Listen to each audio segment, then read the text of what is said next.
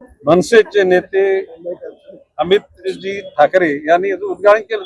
त्यांनी उद्घाटन करण्याच्या पाठीमागची भावना ही कुठेतरी कायदा तोडावी अशी नव्हतीच, परंतु कुठेतरी प्रशासनाला जागरूकता घेण्याच्या अनुषंगाने त्यांनी ते केलं.